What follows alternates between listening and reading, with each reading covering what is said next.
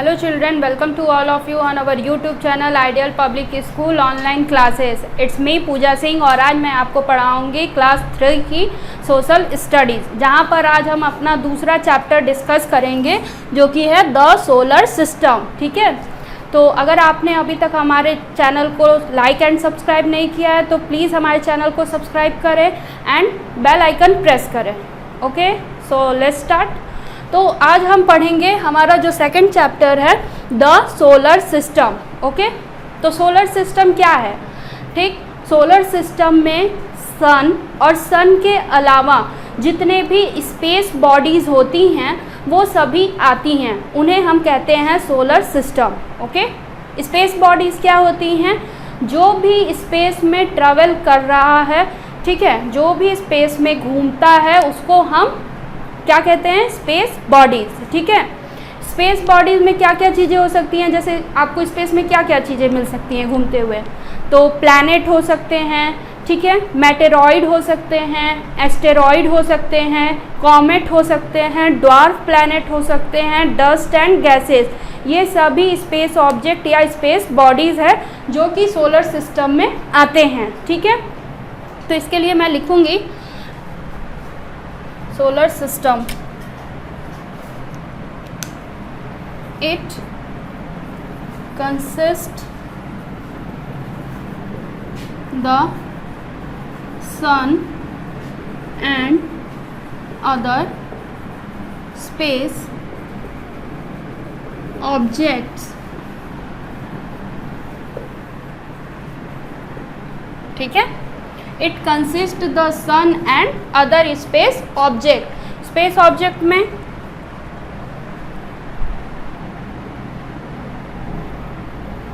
Space object में क्या क्या इंक्लूड होता है? अभी मैंने बताया ना, स्पेस ऑब्जेक्ट्स में क्या क्या हो जाएंगे?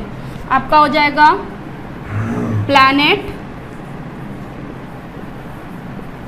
Planets, comet, asteroids, meteoroids,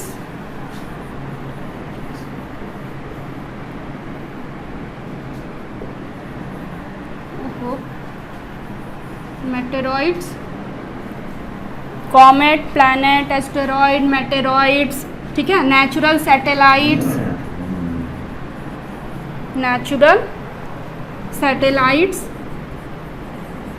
etcetera. इसके अलावा और भी जो चीज़ें स्पेस में ट्रैवल करती है हम उसे स्पेस ऑब्जेक्ट में इंक्लूड करते हैं। ठीक है, अब हमारे इस सोलर सिस्टम का हेड कौन होता है? हमारे सोलर सिस्टम का हेड सन होता है, जो कि हमारे सोलर सिस्टम का सेंटर में होता है। ठीक है, वो हमारे सोलर सिस्टम के सेंटर में होता है और वो हेड होता है। इसके साथ ही जो सन है वो सारे प्लैनेट्स, कॉमेट्स, मेटेरॉइड्स, एस्टेरॉइड, इन सब पे एक ट्रिमेंडस मतलब काफ़ी फोर्स से ग्रेविटेशनल पुल अप्लाइड करता है, जिसकी वजह से सारे स्पेस ऑब्जेक्ट जो हैं वो सन के चारों तरफ घूमते हैं, उसको रिवॉल्व करते हैं, चक्कर लगाते हैं। ठीक है, तो सन के चारों तरफ चक्कर इसीलिए लगाते हैं क्योंकि उसके चारों तरफ ग्रेविटेशनल पुल से वो सारे स्पेस बॉडीज़ को अपनी ओर खींचता है। ठीक है, अब सोलर सिस्टम में जो प्लैनेट्स आते हैं हम उनके बारे में देखेंगे। ठीक है, कि हमारे सोलर सिस्टम में टोटल प्लैनेट कितने हैं? पहले 8 प्लैनेट हैं हमारे सोलर सिस्टम में। टोटल प्लैनेट हैं 8, जिनके नाम हम देखेंगे। ठीक है,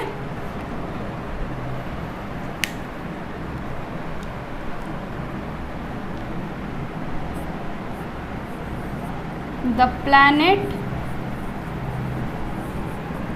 of our solar system are, कौन कौन से प्लैनेट हैं हमारे सोलर सिस्टम में?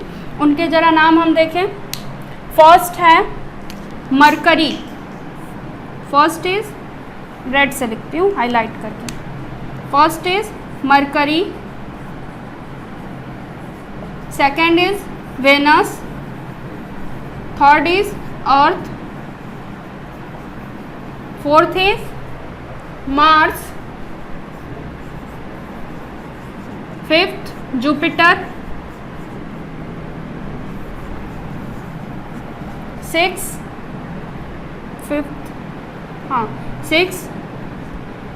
Venus, Earth, Mars, Jupiter, Saturn, Uranus and Neptune. Okay, ये हमारे 8 प्लैनेट के नाम हैं। Mercury, Venus, Earth, Mars, Jupiter, Saturn, Uranus and Neptune. ठीक है, तो हमने अभी तक पढ़ लिया कि हमारे सोलर सिस्टम में जो प्लैनेट हैं वो टोटल 8 हैं और उनके नाम हैं Mercury, Venus, Earth, Mars, Jupiter, Saturn, Uranus and Neptune. ये 8 प्लैनेट के नेम हैं। ठीक है, अब जो हमारा सोलर सिस्टम है वो एक गैलेक्सी का पार्ट है। ठीक है, वो एक गैलेक्सी का पार्ट है और उस गैलेक्सी का नाम है मिल्की वे गैलेक्सी। ठीक है,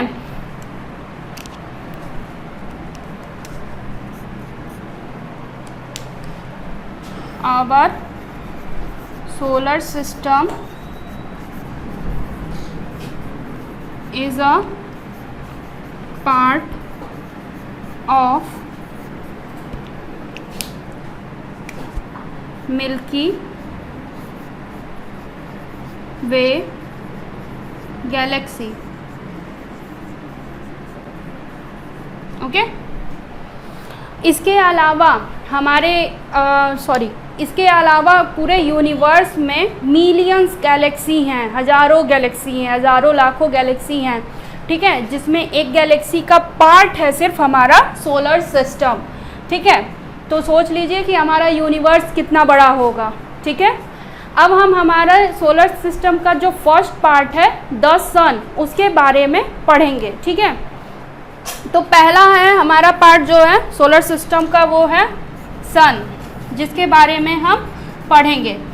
ठीक, सन क्या है? सन एक स्टार है। ठीक है, सन एक स्टार है और ये एक जलता हुआ आग का गोला है। It is a massive ball of burning gases. ठीक है, एक जलता हुआ आग का गोला है, एक स्टार है और ये हमारे सोलर सिस्टम का सेंटर में होता है। ठीक है, हमारे सोलर सिस्टम के सेंटर में ये होता है। इसके साथ ही ये जो सन है वो एक स्टार है, लेकिन जब हम आसमान में देखते हैं तो वो हमें स्टार कितने छोटे दिखते हैं ना, तो फिर सन हमें इतना बड़ा क्यों दिखता है? क्योंकि ये बाकी स्टार के कंपेयर में अर्थ से काफ़ी क्लोज में है। ठीक है, इस वजह से ये अर्थ से बड़ा दिखता है। ठीक है, तो और ये जो है वो हमारे अर्थ से, ये जो सन है वो हमारे अर्थ से 100 टाइम बड़ा है। ठीक है, 100 टाइम बिगर है। ओके, और सन क्या देता है? हमें लाइट देता है ना, तो वो लाइट अर्थ तक पहुंचने में कितना टाइम लगता है? Approx 8 minute. ठीक है, सनलाइट को अर्थ तक पहुंचने में अप्रॉक्स 8 मिनट का टाइम लगता है, लगभग का। ओके, उसके अलावा सन हमें लाइट देता है, हीट देता है, एनर्जी देता है। ठीक, अब ये इतना गर्म क्यों होता है? मतलब एक टाइम होना चाहिए ना कि उतने टाइम तक ये गर्म है, फिर ठंडा होना चाहिए। तो ये गर्म इसलिए होता है क्योंकि इसके सरफेस पे बार बार गैसेस के एक्सप्लोजन होते रहते हैं। ठीक है, बम्बार्डमेंट होता है, जिस वजह से सन जो होता है वो हमेशा हॉट होता है, गर्म होता है। ठीक, इसके अलावा सन के काफ़ी इम्पोर्टेंस हैं, जैसे ये हमें धूप देता है, फिर ये हमें विटामिन डी देता है, ये जर्म्स को किल करता है। ठीक है, इसके अलावा सन के काफ़ी इम्पोर्टेंस है, जैसे कि ये हमें विटामिन डी देता है, जर्म्स को किल करता है, हीट देता है, लाइट देता है, एनर्जी देता है, जिसकी वजह से अर्थ पर लाइफ सर्वाइव, जीवन जो है वो पॉसिबल है। ठीक है, हम लाइफ सर्वाइव कर सकते हैं। तो ये अर्थ पर एक सूटेबल कंडीशन बनाता है जिससे कि लाइफ पॉसिबल है। ठीक है, हम लोग यहाँ ज़िंदा रह सकते हैं। ये था सन के बारे में। अब हम एक एक करके हमारे सोलर सिस्टम के सारे प्लैनेट्स के बारे में हम जानेंगे। ठीक है, ठीक है, तो अब हम सोलर सिस्टम के 8 प्लैनेट के बारे में पढ़ेंगे, जिसमें हमारा पहला प्लैनेट है मरकरी। ठीक है, तो हम पढ़ेंगे अपने पहले प्लैनेट के बारे में, जो है मरकरी।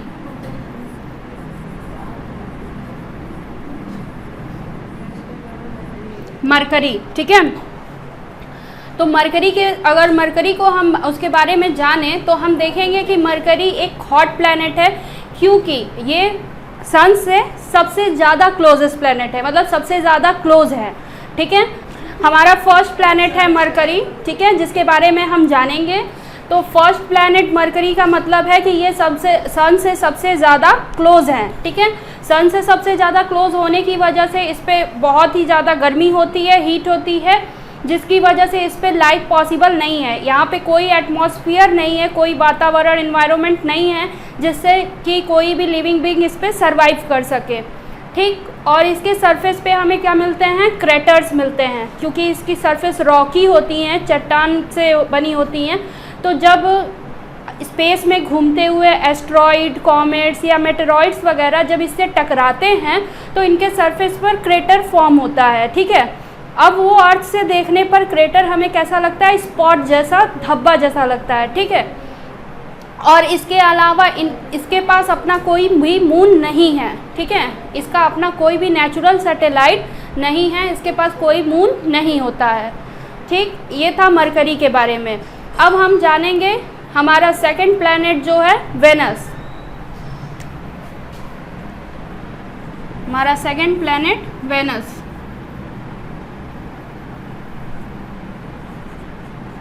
वेनस के बारे में, ठीक है, ये साइज में अर्थ के जितना बराबर ही होता है, इसीलिए इसे सिस्टर ऑफ अर्थ भी कहते हैं, अर्थ की बहन।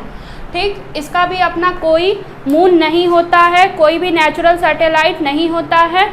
एटमॉस्फेयर के नाम पर इस पर एक थिक एटमॉस्फेयर होता है, जिसकी वजह से क्या होता है कि सन जो है वो इस प्लैनेट को हीट तो रखता है, लेकिन क्लाउड जो होते हैं वो थिक क्लाउड फॉर्म्ड होने की वजह से वो हीट इस प्लैनेट से बाहर नहीं निकल पाता है। तो इस वजह से वेनस भी काफ़ी ज़्यादा हॉट होता है और इस पर भी लाइफ पॉसिबल नहीं है।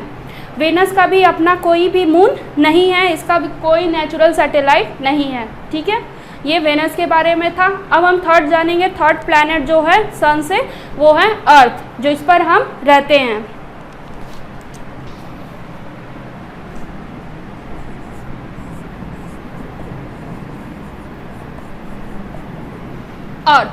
अर्थ जिसे ब्लू प्लैनेट के नाम से भी जाना जाता है। ब्लू प्लैनेट क्यों? क्योंकि इस पर 70% वाटर है। ठीक है, इसका जो लैंड है वो इसका जो सरफेस है वो 70% वाटर से कवर्ड है और 30% लैंड से कवर्ड है। इस पर सूटेबल मिक्सचर में एक हीट और एयर और लैंड, वाटर, इन सब का एक सूटेबल मिक्सचर होता है, जिसकी वजह से अर्थ पर जीवन पॉसिबल है, लाइफ पॉसिबल है। ठीक है, अर्थ जो है वो हमें कई तरह के मिनरल्स देता है। ठीक है, अर्थ के पास इसके सरफेस में, क्रस्ट लेयर में कई तरह के मिनरल्स हैं जो हमारे लिए यूज़फुल हैं। ठीक है, और इसका एटमॉस्फेयर भी काफ़ी सूटेबल होता है लिविंग बींग्स के लिए। अर्थ के पास अपना एक मून है। ठीक है, वन मून होता है जो कि एक नेचुरल सैटेलाइट है। अब हम जब नेचुरल सैटेलाइट के बारे में बात कर ही रहे हैं तो हम जानते हैं पहले सैटेलाइट क्या होता है। ठीक, तो सैटेलाइट वो होता है जो किसी प्लैनेट के चारों तरफ चक्कर लगाता है, उसे हम सैटेलाइट कहते हैं। और नेचुरल सैटेलाइट जिसे हमने नहीं बनाया है, जैसे कि मून जो है वो अर्थ के चारों तरफ चक्कर लगाता है, तो वो नेचुरल सैटेलाइट कहलाता है। हालांकि आज के टाइम में साइंटिस्टों ने काफ़ी सारे सैटेलाइट्स लॉन्च किए हैं। ठीक है, तो लेकिन वो मैनमेड सैटेलाइट्स हैं। ठीक है, आर्टिफिशियल सैटेलाइट्स हैं, वो नेचुरल सैटेलाइट नहीं है। सैटेलाइट का यूज़ क्या होता है, ये वेदर फोरकास्टिंग में हमारी हेल्प करता है। इसके अलावा टेलीविज़न प्रोग्राम्स वगैरह जो चलते हैं, मैच चलता है लाइव, ये सब सैटेलाइट की वजह से ही हम दूर बैठे देख सकते हैं। ठीक, तो सैटेलाइट का भी काफ़ी यूज़फुल होता है। तो हमने जान लिया अर्थ के बारे में। अब हमारा जो चौथा प्लैनेट है मार्स, हम उसके बारे में जानेंगे।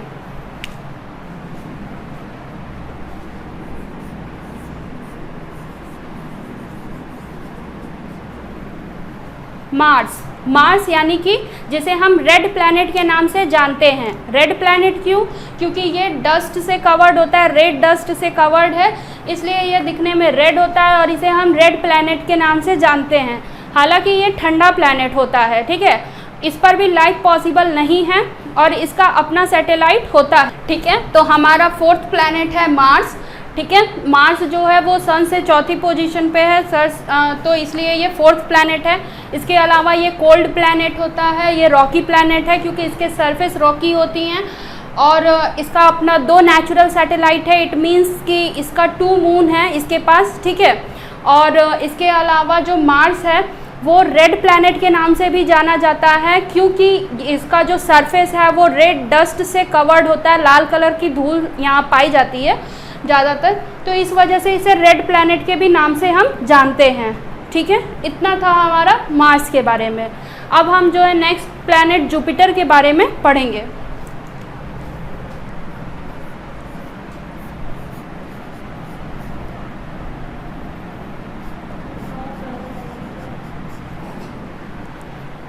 जुपिटर, ठीक है।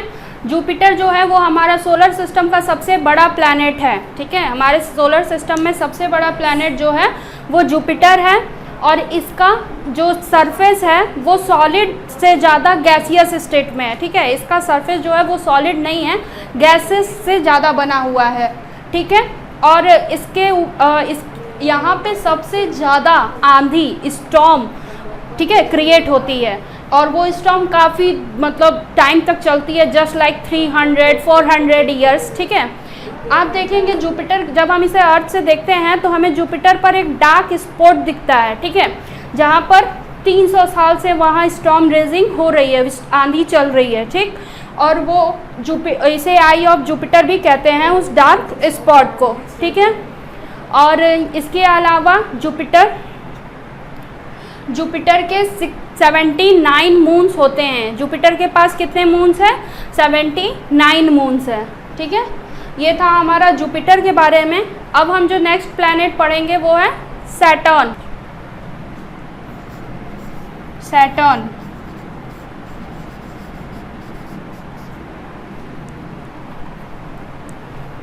अब जो सैटर्न है ये कोल्ड प्लैनेट है, इससे ज़्यादा ये गैसियस फॉर्म, गैसेस से बना हुआ है, इसका भी सॉलिड सरफेस नहीं होता है। इसके चारों तरफ डस्ट, ठीक है, डस्ट एंड स्टोन का एक रिंग है जो इसके चारों तरफ घूमता है, तो वो एक रिंग फॉर्म्ड करता है। तो इस प्लैनेट के चारों तरफ वो जब एक वे में घूमते हैं स्पेस में तो एक रिंग बनाते हैं जो कि काफ़ी विजिबल होता है और सॉलिड रिंग होता है, ठीक है। और इसके पास 62 मून्स हैं। इसके पास कितने मून्स हैं? 62 मून्स हैं, और इस पर भी लाइफ पॉसिबल नहीं है क्योंकि सूटेबल एटमॉस्फेयर यहाँ पर भी नहीं है, ठीक। ये था सैटर्न के बारे में। अब हमारा जो नेक्स्ट है 7th प्लैनेट वो है यूरेनस।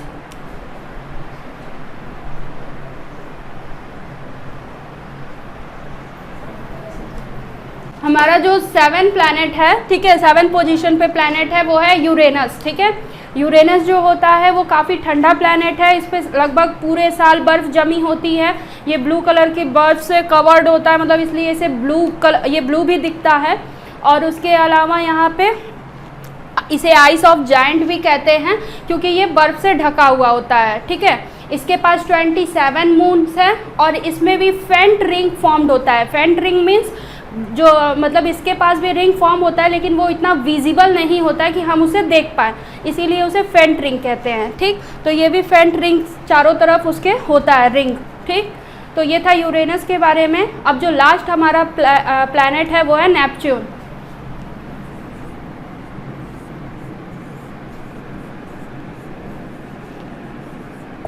अब हमारा जो नेक्स्ट एंड लास्ट प्लैनेट है, जो 8th प्लैनेट है सन से, वो है नेपच्यून, ठीक है।